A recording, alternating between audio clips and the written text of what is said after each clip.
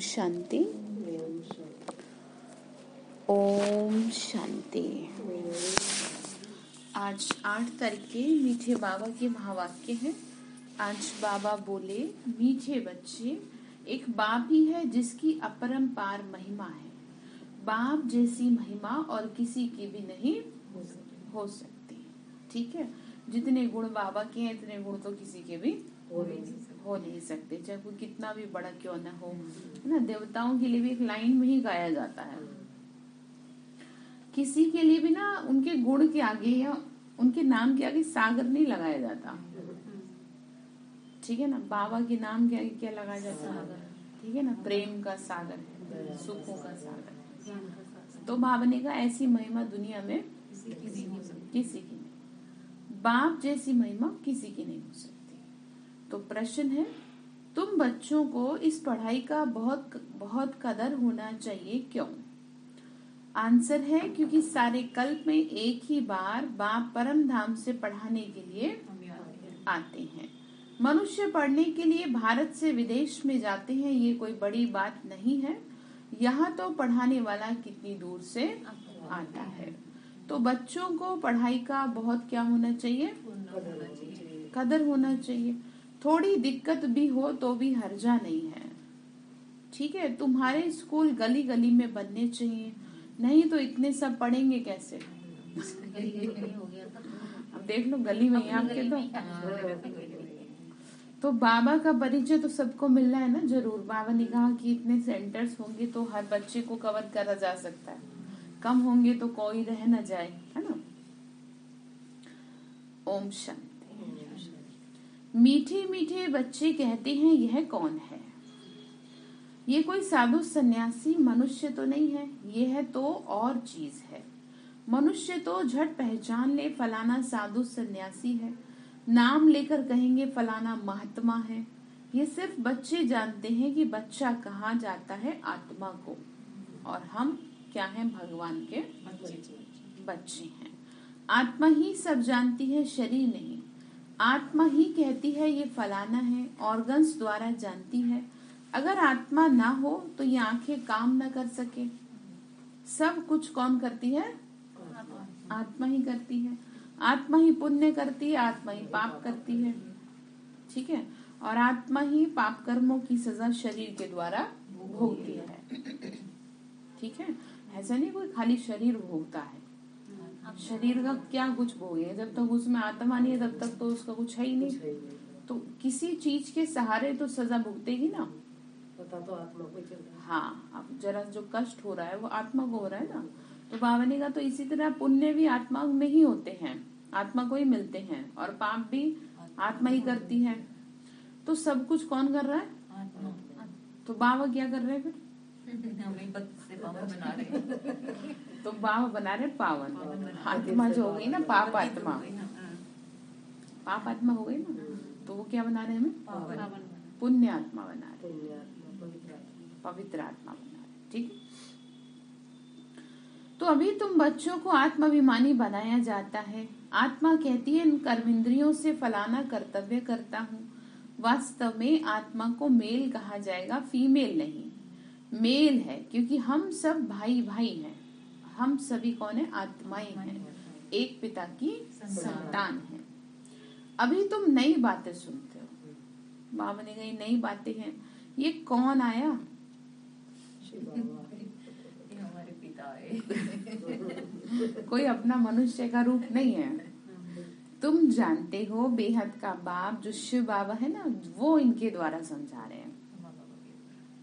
ठीक है, ऐसे नहीं फलाना सन्यासी है, उनकी आत्मा बोलती है, नहीं। मनुष्य को सारा नाम रूप में अटेंशन रहता है। तुम्हारी बुद्धि समझती है ये हमारा बेहद का पिता है। वह शरीर द्वारा हमको वर्षा दे रहे हैं। किसके शरीर द्वारा? राजयोग सिखाते हैं, यह सबका पिता है, सर्व का पतित पावन। सिर्फ मनुष्यों का नहीं, 5 तत्वों का भी। ठीक है, ऐसे थोड़ी प्रकृति का मालिक कह देते हैं, तो कुछ तो है ही, दुनिया का मालिक है। तो प्रकृति तो, पर गंदी प्रकृति का नहीं, ये तो रावण का हो गया ना। बाबा बोले मैंने तो साफ सुथरा बना के दिया था एकदम, जिसमें एक पेड़ का पत्ता भी बहुत स्वच्छ था, बहुत पवित्र था, और अब तो कुछ भी नहीं रहा। तो बाबा ने कहा बच्चे, सिर्फ मनुष्यों का नहीं, 5 तत्वों का भी सर्व की सदगति करने वाला ऊंचे से ऊंचा बाप है। मतलब मनुष्य सहित सारी सृष्टि पावन बनेगी, क्योंकि अब आप रह तो दुनिया में ही रहे हैं ना, रह तो प्रकृति के बीच ही रहे हैं। आपको हवा भी टच कर रही है, अग्नि भी टच कर रही है, सारी चीजें, पानी भी पी रहे हैं, सब कुछ कर रहे हैं। हाँ, तो आपको टच करने वाली हर चीज क्या हो जाएगी? पवित्र हो जाएगी। ठीक है। तो बाबा ने कहा बच्चे, ये सृष्टि पवित्र होगी, ठीक है, सभी को पावन बनना है। सृष्टि में महिमा करने लायक है तो वो कौन है? वेरी गुड, शिव बाबा। दुनिया में दूसरा कोई ऐसा है नहीं कि जिसकी क्या की जाए? महिमा की जाए। दुनिया में तो कह देते हैं हर बात के लिए सतवचन महाराज, जो हो रहा है सतवचन महाराज, है ना। तो उस चीज की महिमा क्या करे? महिमा किसकी करे?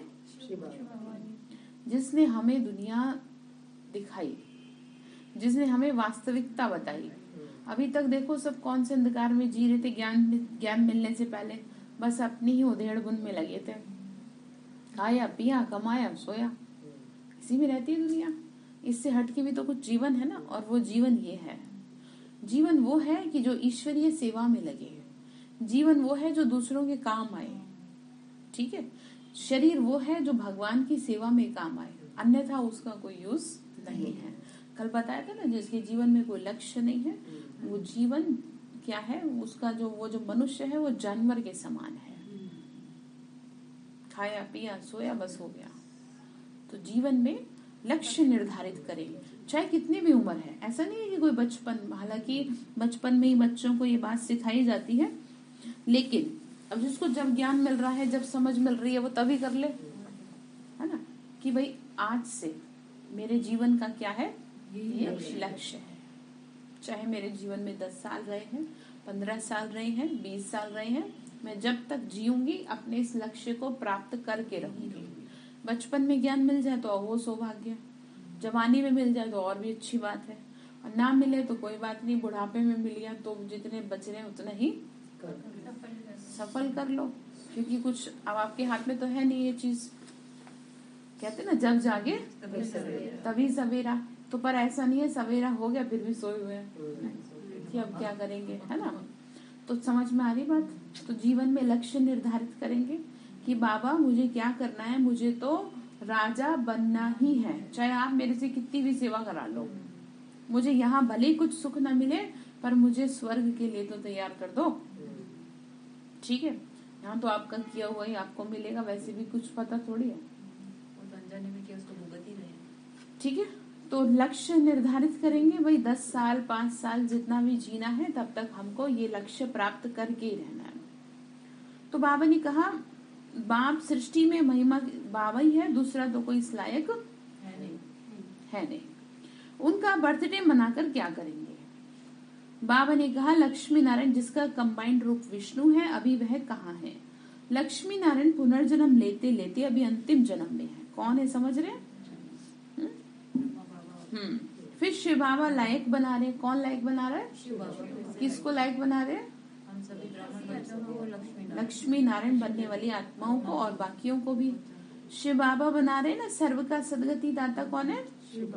महिमा किसकी है? बाबा की है।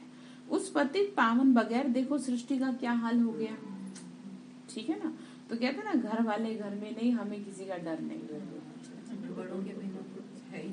यही है दुनिया में, भगवान का लोगों को क्या नहीं रहा?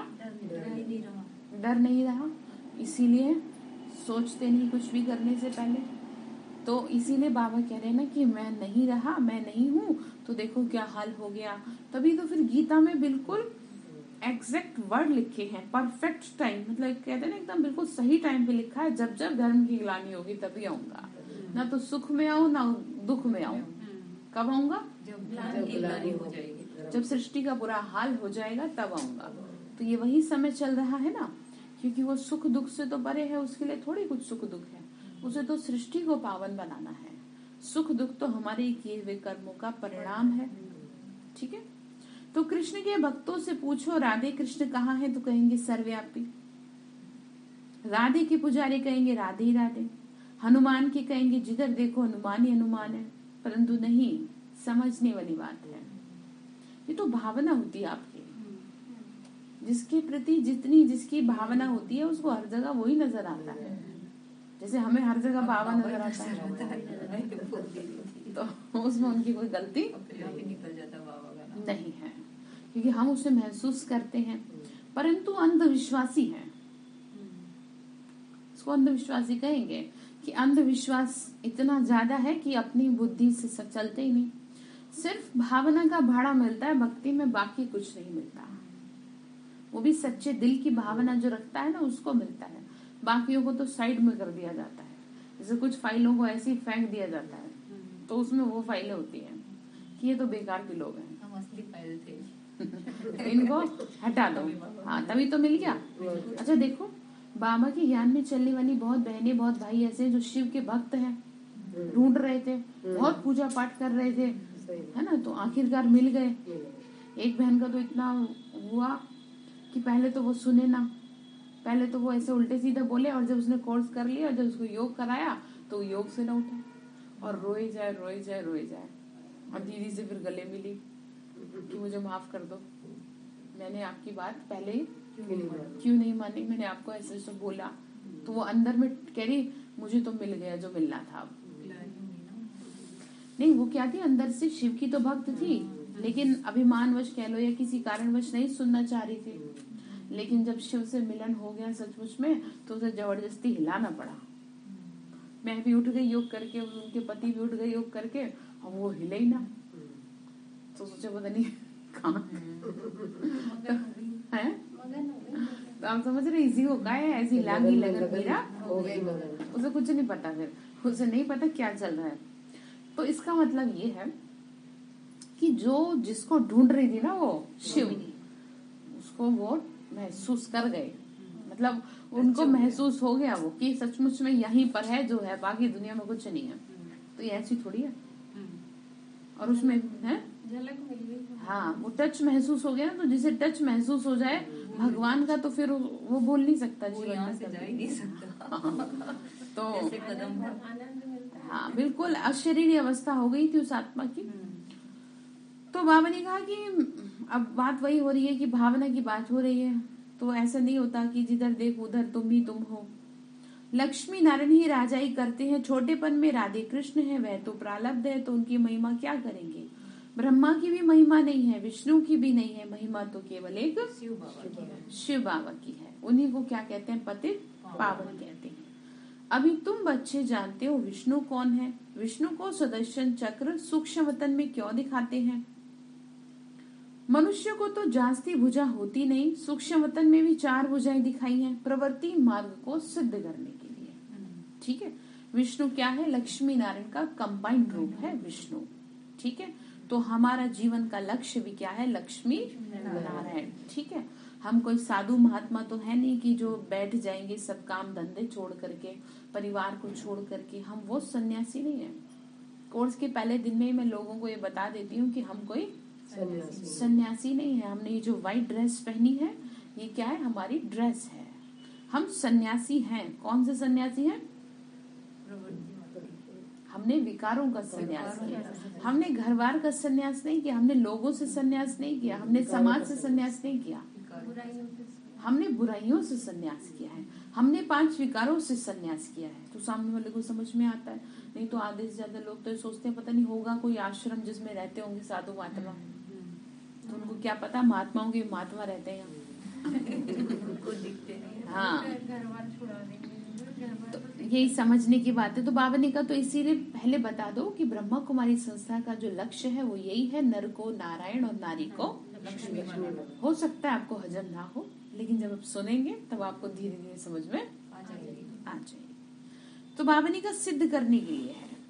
तो बाबा कहते हैं मीठे बच्चे, अब तुम जान गए हो 84 जन्म कैसे लेते हैं। तुम्हारा गृहस्थ व्यवहार पवित्र था, मंदिरों में जाकर गाते हैं ना सर्वगुण संपन्न तुम माता पिता। अब ये महिमा फिर रॉन्ग हो जाती है। ये महिमा है सिर्फ एक की, देवताओं की नहीं। जो कुछ महिमा है सो एक की है। वो किसकी है? शिव बाबा की है, परमात्मा की है। परम बाप, परम टीचर, परम सतगुरु अकाल कहते हैं, उनको याद करते हैं। वही अकाल मूर्त है। शिव बाबा को बैल पर दिखाते हैं, वह फिर अकाल तख्त दिखाते हैं।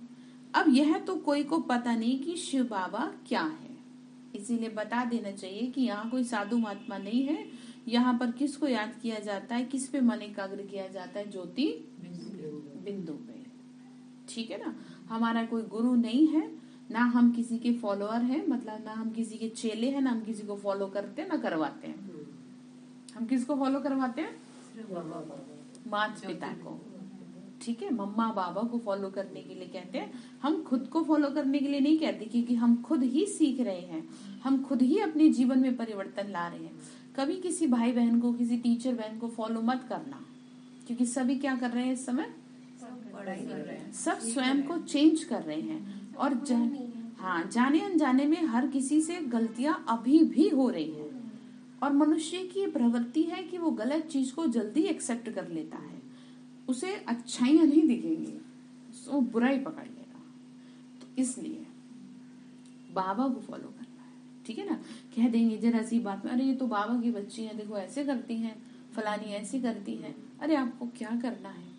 जो जैसा कर रहा है उसे कर लेने दो, आप अपना देखो ना।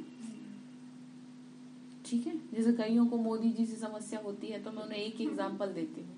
मैंने कहा आप अपने घर को 4 लोगों को नहीं संभाल सकते, वो पूरे देश को संभाल रहे हैं। आप बताओ क्या कर रहे हो? कहना तो बहुत आसान है। आप अपने घर में 2 लोगों के साथ ढूंढ रहे है ना, 2 लोगों के साथ नहीं सही से रह पा रहे, आप टीचर बहन पे उंगली उठा रहे हो, वो कितनों को साथ में लेके चल रही हो, सिवाय शुभ भावना की कुछ रखती नहीं है, ना किसी तरह का लोभ लालच है। आप समझ रहे हैं? तो इसीलिए आपको औरों को भी ये शिक्षा देनी है कि अगर आप किसी को कभी कुछ गलत करते देख भी लेते हैं तो इग्नोर करें। ठीक है। नहीं तो क्या होगा, फिर आप जो ऊपर चढ़ रहे हैं ना, तो नीचे गिर जाएंगे। ठीक है। क्योंकि सभी इस समय क्या कर रहे हैं? मेहनत कर रहे हैं, सब मेहनत कर रहे हैं, सब अपने को चेंज कर रहे हैं। कोई बाबा ने अभी तक रिजल्ट नहीं कुछ घोषित किया है, तो हम कैसे करते हैं? बाबा ने कहा ही नहीं कि अभी कोई क्या बना है, संपूर्ण बना है। तो सबको आपको देखना नहीं है। किसको देखना है? शिव बाबा को देखना है, ब्रह्मा बाबा को देखना है, मम्मा को देखना है। और उसमें भी अगर ज्यादा चाहो ना, तो दीदी दादियों को जो बड़ी बड़ी है, जो योगी तपस्वी आत्मा है, उनको देखो। गुलजार दादी, जानकी दादी, ऐसी आत्माओं को देखो। उषा बहन, रमेश भाई को देखो। दोनों ने शरीर छोड़ दिया है, लेकिन उनका जीवन तो पता ही है सभी को। तो वो भी तो आप ही की तरह रहे, वो भी तो युगल थे। समझने की बातें हैं, तो समझना है औरों को, फिर आगे समझाना। इसलिए आपको डिटेल में बात समझाई जाती है। तो तुम्हारा गृहस्थ व्यवहार पवित्र था। मंदिरों में जाकर गाते हैं ना, सर्वगुण संपन्न तुम माता पिता। अब ये महिमा फिर रॉन्ग हो जाती है। ये महिमा सिर्फ एक की है, देवताओं की नहीं। ठीक है। वो किसकी है? शिव बाबा की। तो बाबा ने कहा शिव बाबा का किसी को पता ही नहीं। मंदिर में जो रखते हैं वह उनका अंश है, वह तो है ज्ञान सागर पतित पावन। उनको तो मनुष्य का तन चाहिए ना बात करने के लिए। तो तुम बच्चे जानते हो कि उनका ये तख्त कौन सा है? ब्रह्मा। धर्म स्थापकों की क्या महिमा है? वह तो धर्म स्थापक आकर धर्म स्थापन करते हैं, वो कोई जीवन मुक्ति नहीं देते। कौन? जो धर्म पिता। मनुष्य कहते हैं मोक्ष मिले, फिर आए ही नहीं। वह धर्म स्थापक जो अपने धर्म वालों को नीचे ले आने के निमित्त बनते हैं, उनको तो आकर अपना धर्म स्थापन करना है। ड्रामा का पार्ट है, बाबा ने कहा उनका भी अपना पार्ट है। ठीक है, आप यहीं पर है। तो जो भी आते हैं उनको पुनर्जन्म लेना ही है। ये तो स्थापना बाप कराते हैं, वह सबका पतित पावन है और कोई पावन नहीं बनाते। कौन बनाता है पावन? वह तो आते हैं अपना अपना पाठ बजाने और अपना अपना करते हैं। जो शिक्षा दी फिर उसके शास्त्र बने, जो भी धर्म स्थापन ने किया शिक्षा दी उस हिसाब से शास्त्र बने। जो बावनी का फिर पालना जरूर करनी है, वापस कोई जाता नहीं है। ठीक है, मतलब ये है कि मोक्ष किसी को मिलता नहीं। जन्म मरण के चक्कर से कोई नहीं छूट सकता, और मनुष्य जन्म मरण के चक्कर से छूटना तभी चाहता है जब उसके जीवन में सुख नहीं है। नहीं तो लोगों का बुढ़ापा आ जाता है, वो मरना नहीं चाहते हैं। आप समझते हैं? तो ऐसे तो भगवान तो फिर पिता है ना, तो वो भी तो समझ रहा है कि तुम इससे भाग रहे हो। वो तो तुम्हारे पीछे पीछे आएगा। आप समझ गए ना? तो मनुष्य ये सोचते हैं कि हमें जन्म न लेना पड़े। अरे कैसे न लेना पड़े? तुमने जिसका किराए पे मकान ले रखा था पिछले जन्म में, हाँ, उसका हिसाब कौन करेगा पूरा? तुमने अपमान किया था उसका, वो कौन चुकता करेगा? वो समझ रही थी ना, अब समझ आई। हम भी यही बोलते थे जब हुए थे, तो भैया एक जीवन नहीं चाहिए कभी भी। तो अब हिसाब, हर किसी को कर्मों की गहन गति समझाएं आप। किसी को ज्ञान समझ में नहीं आता ना, तो उसे जब वो अपनी आप से बात कहे तो उसे कर्मों की गहन गति समझाएं। उसे बताएं कि कर्मों की गहन गति ऐसी है जिससे कोई छूट नहीं सकता, परछाई की तरह पीछे पीछे आपके आ रहा है। ठीक है, इसलिए किस पे ध्यान दें? अब तक जो हुआ सो हुआ, जाने अनजाने में सबसे गड़बड़ हुई है, लेकिन अब तो समझ मिल गई ना, तो अब तो संभल जाओ। तो क्या कहा? वापस कोई जा नहीं सकता, सभी इस समय भिन्न भिन्न नाम रूप से यहाँ पतित दुनिया में ही है। कोई कहीं कोई कहीं, किसी ने किसी घर जन्म लिया, किसी ने किसी घर जन्म लिया, और सबसे ज्यादा उसके घर में आत्माएं ज्यादा आएंगी उसके पास जिसने जिसको ज्यादा दुख दिया है।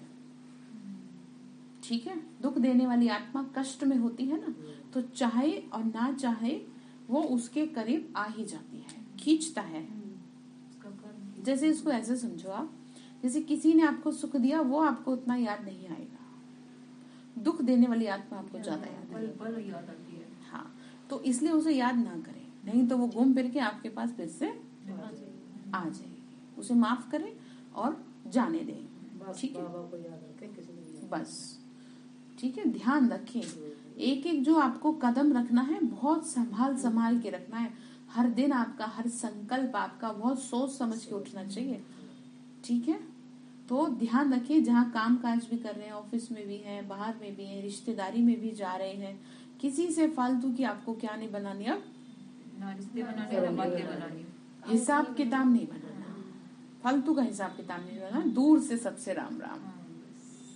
ठीक है, ना किसी से दुश्मनी दिखानी, ना किसी से चिढ़ना है, और ना किसी से इतना खुश होना कि जैसे पता नहीं वो नहीं है तो आपके जीवन में कितना अंधकार है।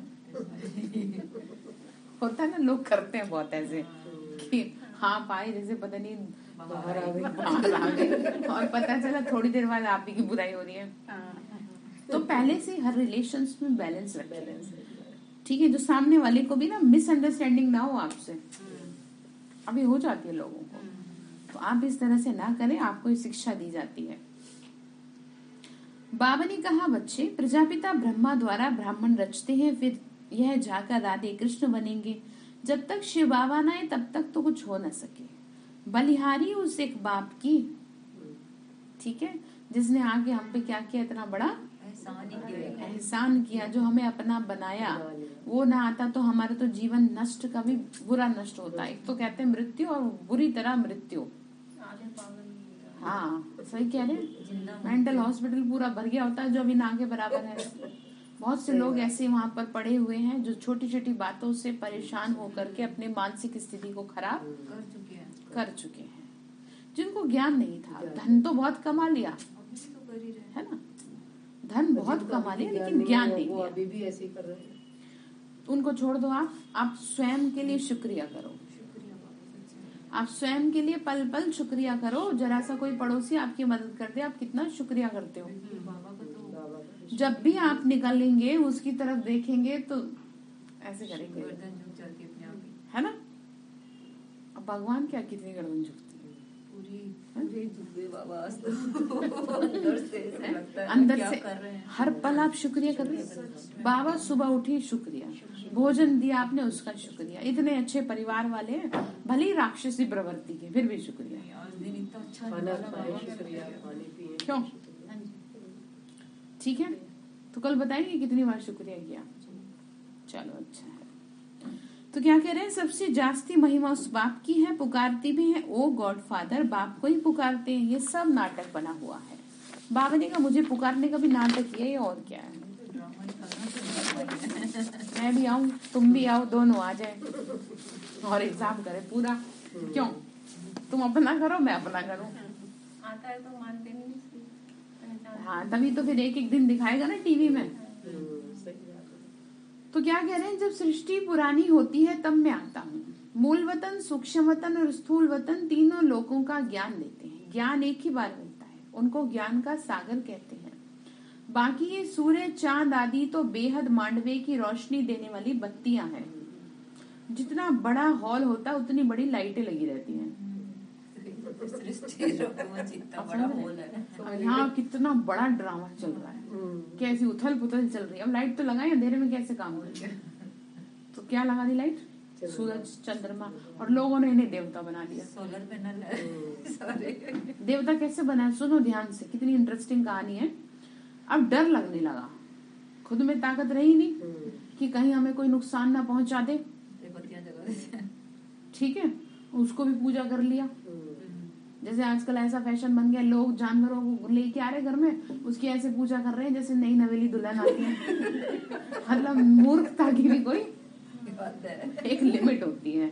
अब ये क्या है, अब आप सोचो। अब ठीक है, अब ले आओ, ऐसे ऐसे कर रहा है कोई है। आप सोचो, तमो प्रधानता कितनी अपनी चरम सीमा, बिल्कुल ऐसे। उसको मैंने देखा कि ना, बिल्कुल जैसे थाल में पांव रख के दुल्हन नहीं आती अंदर, उसके ऐसे पांव रखवा के उसको किया है। तो ये है कलयुग की एकदम लास्ट चरम सीमा की निशानी। ठीक है, आप समझ रहे, बहुतों के पास होता नहीं करते, लेकिन किसी किसी की बुद्धि ज्यादा ही चल जाती है।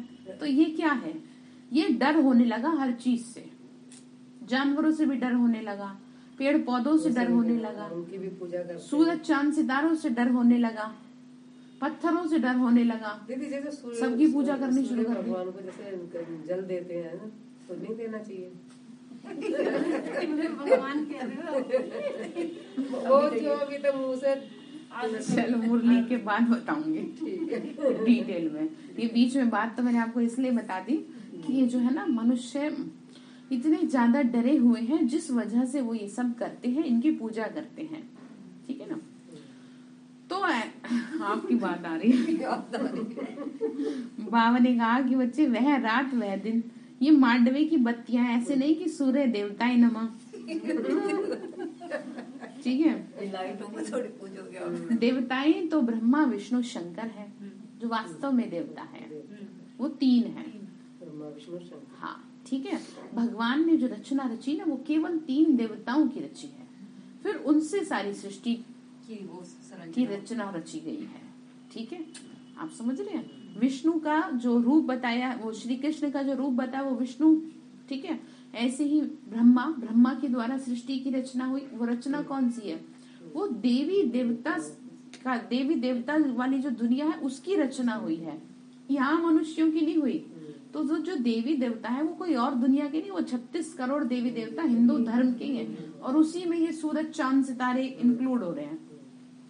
कैसे हो सकते हैं, आप समझ रहे हैं। नहीं, जिनको लोगों ने बना दिया, भाई ये भी देवता है, इंद्र देवता है, और ये देवता है, फलाने देवता है, जल देवता, अग्नि देवता, 5 तत्वों को देव बनाया। ठीक है। तो ये ऐसे नहीं है, ये अपने आप में ताकत है आत्मा के अंदर। जिसके अंदर जितनी ताकत आ गई, उसी हिसाब से उसने सामने वाली चीज को अपने कंट्रोल में कर लिया।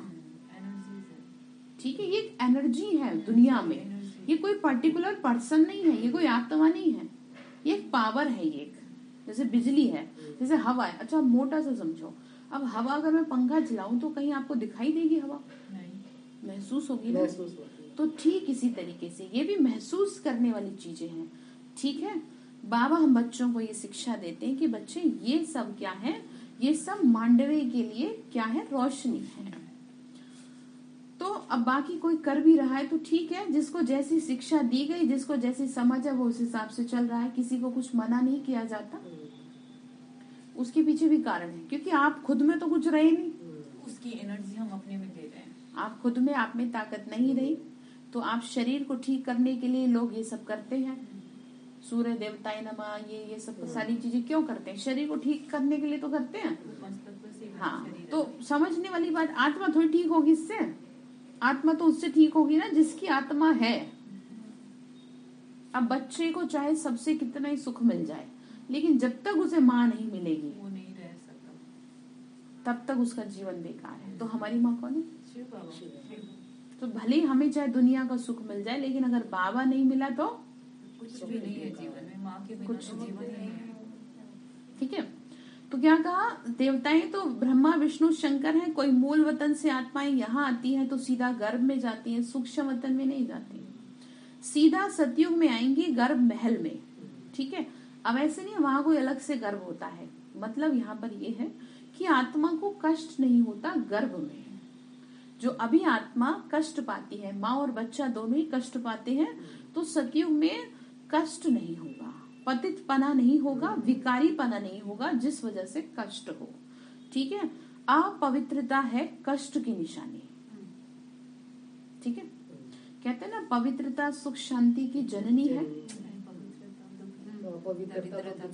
दुख अशांति की जननी है। जिस घर में शुद्धता पवित्रता नहीं है, वो तो नेचुरल है कि उस घर में सुख शांति नहीं रह सकती। क्यों आपको कहते हैं कि साफ सुथरा चीजों को रखो, खुद को रखो, मन को रखो, इससे आपके घर में क्या आएगी? सुख शांति आएगी। ठीक है। वो भी अच्छा करते हैं तो फील आता है एकदम। तो बाबा ने कहा कि बच्चे सीधा सतयुग में गर्भ महल, बाबा ने गर्भ महल में होंगी, वहां तो कोई पाप होते नहीं। यहाँ पाप करते रहते हैं तो त्राही त्राही करते हैं। धर्मराज हमें बाहर निकालो, हम पाप नहीं करेंगे, और बाहर निकलने से पाप करने शुरू हो जाता लग जाते हैं। वहां की वहां रही, ये भी ड्रामा है। मतलब भूल जाती है आत्मा, नहीं ध्यान रहता। भारत का सबसे बड़ा दुश्मन है रावण। द्वापर से शुरू होता है रावण का राज्य। द्वापर में ही देवी देवताएं वाम मार्ग में जाते हैं। अब असली कहानी यहाँ से शुरू होती है। ठीक है। जब देवी देवताएं ही अपवित्र होने लगते हैं तो प्राकृतिक आपदाएं आती है। जैसे काली का आपने भयंकर रूप देखा, जब बच्चे के प्रति क्रोध आया तो क्या हुआ? प्राकृतिक आपदाएं आई। तो ठीक इसी तरीके से जब हम आत्माएं अपवित्र होती हैं तो पांचों तत्व त्राही त्राही करते हैं, हलचल में आ जाते हैं, परेशान हो जाते हैं। ठीक है। तो बाबा यही कह रहे हैं हम बच्चों को कि तभी से सारी चीज शुरू हुई। तो द्वापर के भी अंत में आते आते क्या हुआ? आत्मा बिल्कुल हो गई काली, उसमें कोई कला नहीं रही। ठीक है। द्वापर युग में भी क्या करते हैं ना, द्वापर युग में कोई पेड़ को पूज रहा है, कोई अग्नि को पूज रहा है। वो इसीलिए पूज रहे हैं कि क्योंकि वो स्वयं में उतनी ज्यादा बलशाली नहीं रहे। ठीक है। इसीलिए पांच तत्वों से एनर्जी लेना चाह रहे हैं, जिससे कि डर ना लगे। मनुष्य को डर, कहते हैं ना, डर लगता है तभी वो क्या करता है, हर तरह से पूजा पाठ शुरू करता है। आप देखो, पहले कभी होता था चौखट की पूजा होती थी? कभी नहीं करते थे कोई चौखट की पूजा। और आज चौखट की कैसे पूजा होती है? आप समझ पूजा करते हैं। हाँ, नदी नाले चौखट ठीक कर देते में भी डालते हैं। तो वो इसीलिए है क्योंकि तमो प्रधानता इतनी है कि किसी भी चीज का क्या नहीं है, भरोसा नहीं है, विश्वास नहीं है। तो भारत का सबसे बड़ा दुश्मन बाबा ने बता दिया। बाबा ने कहा बच्चे देखो, देवताएं वाम मार्ग में जाते हैं, उन्हों का फिर मंदिर है। पुरी में देखो कैसा मंदिर है, अंदर जगन्नाथ की मूर्ति है, फिर बाहर में देवताओं के बड़े गंदे चित्र हैं। ऐसे ऐसे चित्र मंदिर में नहीं होने चाहिए। तुम तो अभी श्रीमत पर पावन बन रहे हो। सतयुग आदि में लक्ष्मी नारायण श्रेष्ठ हैं, उन्होंने ये श्रेष्ठ पद कैसे पाया? तुम फिर से पढ़ रहे हो। बाबा कहते बच्चे, मैं कल्प के संगम युग ही आता हूँ और मैं आता रहूंगा। फिर से तुम बच्चों को राजयोग सिखाऊंगा। फिर सतो रजो तमो में आना है। तुमको 84 जन्म भोगने पड़ते हैं। जो पहले पहले आते हैं सब नहीं भोगते। बाबा ने कहा जो पहले पहले आते हैं सब नहीं भोगते। 84 लाख तो है नहीं। मनुष्यों को तो जो कोई किसी ने कहा, कुछ कहा, वह सत्य सत्य कहते रहते हैं, है ना। अगर 84 लाख जन्म हो तो कल्प की आयु बड़ी हो जाए। तो बाबा कहते हैं 84 जन्म है, सो भी देवी देवताओं के, ठीक है, आम जनता के नहीं। अच्छा, फिर इस्लामी, बौद्धिक, क्रिश्चियन आदि सब इतने जन्म लेते होंगे, हिसाब है ना, आते तो बहुत है, टाल टालियां हैं। तो तुम सृष्टि के आदि मध्यंत को जानते हो। अब समझ में आ गई ना सृष्टि के आदि मध्यंत की कहानी, कि ये पूजा पाठ शुरू कहाँ से होती है? द्वापर युग से शुरू होती है और कलयुग में आते आते तक बिल्कुल तमो प्रधानता आ जाती है, इसीलिए सब होता है। तो अभी उस देवी देवता धर्म की टांग नहीं है, ठीक है। भारत ही सबसे पहले विश्व का मालिक था और कोई धर्म नहीं था, और उसी की क्या नहीं रही? आप समझ रहे हैं? पवित्रता नहीं रही, फाउंडेशन खत्म हो गया, इस वजह से ऐसा हुआ।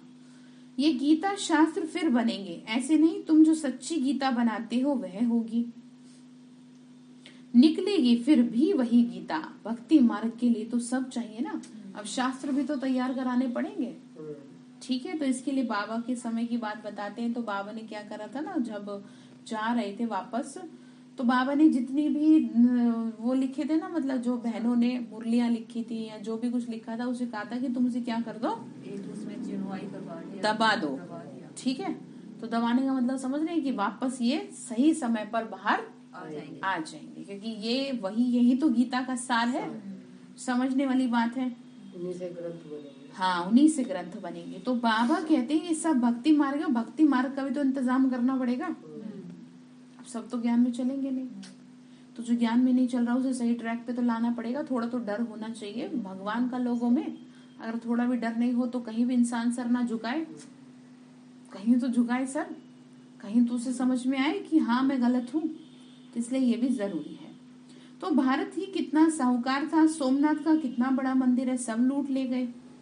बिरला के पास बहुत पैसे हैं तो इतने बड़े मंदिर बनाए। बाप बहुत अच्छी रीति समझाते हैं, ये कोई समझा ना सके, कितना डेप्थ में जाके समझाते हैं। ज्ञान सागर बाप जब बच्चों को समझाते हैं तब बच्चे समझ जाते हैं। कौन पढ़ा रहा है? शिव बाबा पढ़ा रहे। ये कोई सन्यासी नहीं है, उनका नाम ही है शिव। सब आत्माएं उनके बच्चे हैं, उन्होंने शरीर के नाम बदलते रहते हैं। इनका नाम एक है, मेरा कोई दूसरा नाम है नहीं। कौन? भगवान का कोई नाम नहीं है सिवाय शिव के। तुम तो जन्म मरण में आते हो, देह अभिमानी भी बनते हो, मैं कभी देह अभिमानी नहीं बनता हूँ। बावनी का बाप है ही फॉरएवर आत्म अभिमानी, क्योंकि पुनर्जन्म में नहीं आते। एक शिव ही तो है जो किसी के गर्भ से जन्म नहीं लेते, बाकी तो जितने भी देवी देवताएं हैं सबका जन्म धरती पे दिखाया है। शिवरात्रि मनाते हो परंतु रात्रि का अर्थ नहीं समझते, कितनी भूल गई है। अभी है रात फिर से दिन होगा, अब कल्प का अंत अर्थात रात हुई है। बाबा ने कहा सतयुग त्रेता है दिन और कलयुग है रात। मुझे आना कब पड़ता है? और संगम पर ये बेहद की रात और दिन है। भगवानुवाच समझाते हो ये वेला मुख्य है, परंतु शिव बाबा की वेला नहीं ले सकते। वह कब आते हैं पता थोड़ी है। भगवान का आने का समय सिर्फ वही निशानी है जो गीता में लिखी है, और अभी देख भी रहे हैं प्रैक्टिकल क्या हो रहा है। फिर चले जाते हैं, शिव बाबा आते हैं, फिर क्या होता है? कल्प के संगम पे आते हैं। बाबा ने कहा बर्थडे भी अगर मनाए तो एक का ना, शिव बाबा आते फिर चले जाते, उनका ना तो जन्म है और ना ही मृत्यु है। कहेंगे बाबा चला गया, ये खेल है, मरण शब्द भी यूज नहीं करेंगे। हाँ, ये बाप बैठ समझाते हैं। गाती भी है रास्ते चलते ब्राह्मण फंस गया। वो कौन है? जैसे कहीं कहते हैं भगवान के प्यार में फंस गए हो, इतना अच्छे फंसे। सही बात है। तो इस बाबा को थोड़ी पता था, अचानक प्रवेशता हो गई, पहले थोड़ी मालूम पड़ता है। ब्रह्मा बाबा में जब शिव बाबा ने प्रवेश किया तो बाबा को थोड़ी पता था। हाँ, बहुत अच्छे थे, बहुत ज्ञानी, बहुत पक्के भक्त, बहुत दयालु कृपालु, बहुत अच्छी थी, मतलब गुणवान आत्मा थी। बेहद के यज्ञ में बेहद की सामग्री स्वाहा होनी है। बेहद बाप का ये यज्ञ है, इसके बाद फिर कोई यज्ञ नहीं रचा जाता। ठीक है, ये क्या चल रहा है? ठीक है, इसमें किस चीज की आहुति देंगे बताओ? हाँ, और फिर क्या होगा आहुति देने से? फिर क्या होगा? उसमें से कौन निकलेंगे? आपने देखा नहीं किसी को यज्ञ करते हुए, और जब उसमें से वो डालता है तो निकलती है, लपटे नहीं, उसमें से वैसे भी कुछ ना कुछ निकलता है, देवियां निकलती है। हाँ, आपने दिखाया ना कि वो जब कोई वो करते हैं, सिद्धि कर लेते हैं तो कहते हैं प्रकट हो।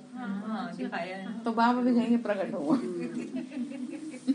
ठीक है, द्रौपदी भी तो यज्ञ में से निकली। हाँ, तो प्रकट होना है, हमें क्या बनना है, देवी का बनना है। ठीक है। तो क्या कह रहे हैं कि बाबा कहते हैं बच्चे मैं युगे युगे ही आता हूँ, पढ़ाने के लिए आता हूँ तुमको।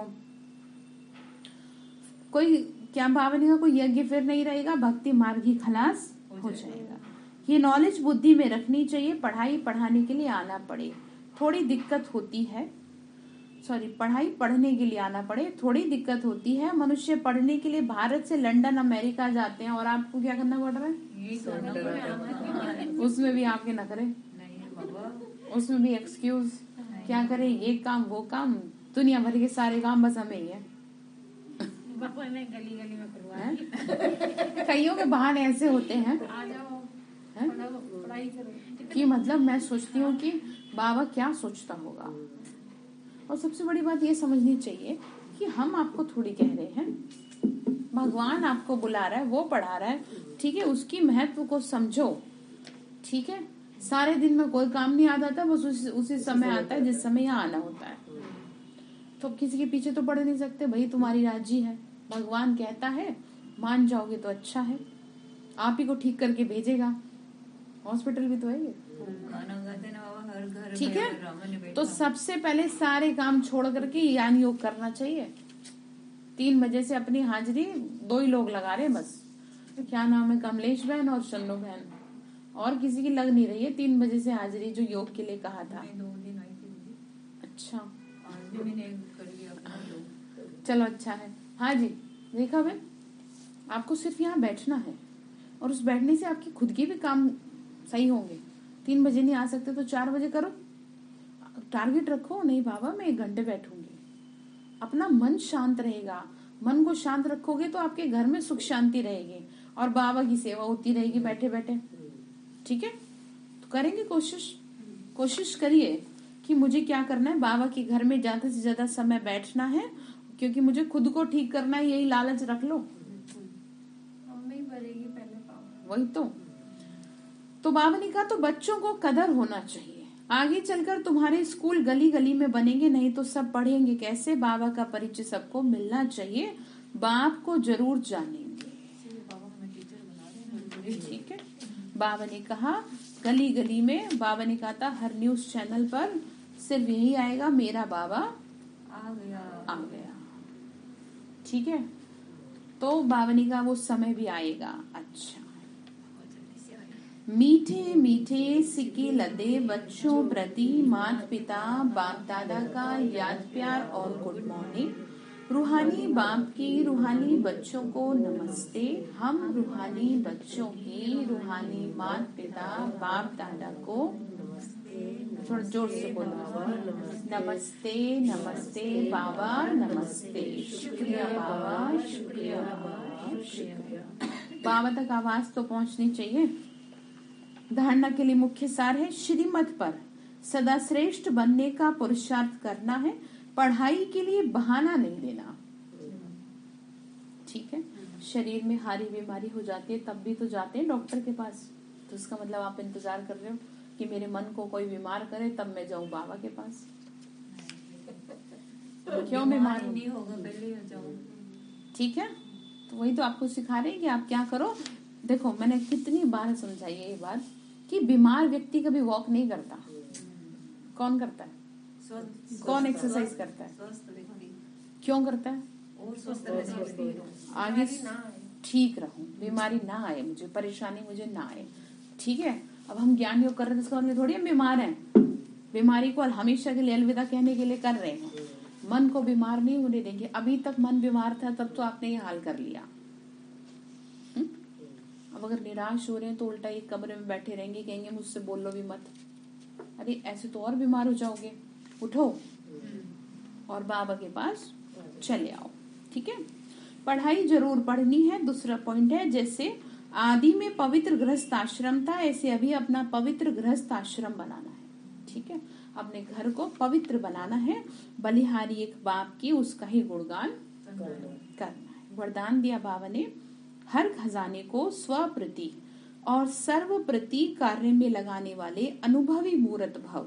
हर खजाने को समाने की शक्ति को धारण कर सर्व खजानों से संपन्न बन उन्हें स्व के कार्य में अथवा अन्य की सेवा के कार्य में क्या करना है, यूज करो। खजानों को यूज करने से अनुभवी मूर्त बन जाएंगे। जैसे मैंने आपको बता रखा है कि आप महान आत्मा हो, भगवान ने आप में गुण भरे हैं। अब इस बात का रियलाइजेशन लाओ, ठीक है, और इससे औरों को फायदा होगा, आपको तो होगा ही होगा। मैं मास्टर सर्वशक्तिवान हूँ, मुझ में बहुत शक्ति है और मेरी शक्तिशाली किरणें इस आत्मा को ठीक कर देंगे। तो ये क्या हो गया, औरों के भी कार्य में उसका सहयोग हो गया, यूज हो गया। खजानों को यूज करने से अनुभवी मूर्त बनेंगे। सुनना, समाना और समय पर कार्य में लगाना, इसी विधि से अनुभव की अथॉरिटी बन सकते हो। जैसे सुनना अच्छा लगता है, पॉइंट्स भी बड़ी अच्छी शक्तिशाली हैं, ऐसे उसे यूज करके शक्तिशाली विजयी बन जाओ, तब कहेंगे अनुभवी मूर्त। ठीक है, जो सुनते हैं उसकी मूर्त बन जाओ। तो स्लोगन है, गुणवान उसे कहा जाता है जो ग्लानि करने वाले को भी गुणमाला पहनाता चले। है थोड़ा सा हिम्मत, इसके लिए हिम्मत लानी पड़ेगी आपको। क्यों? हालांकि ऐसा कुछ है नहीं, लेकिन जिन आत्माओं की ज्यादा ग्लानि होती है उनको बड़ा कठिन लगती है ये बात कि ऐसे कैसे, पर अगर बाबा को बीच में ले आएंगे तो फिर वो आराम से आप कर सकेंगे। जिस दिन मौका मिलता हाँ, मुंह नहीं बनाना होता उन आत्माओं से। ठीक है बाबा, चलो आप कुछ नहीं कर सकते, नॉर्मल तो रखो फेस के एक्सप्रेशन, पता चले उसे देख के तरह तरह के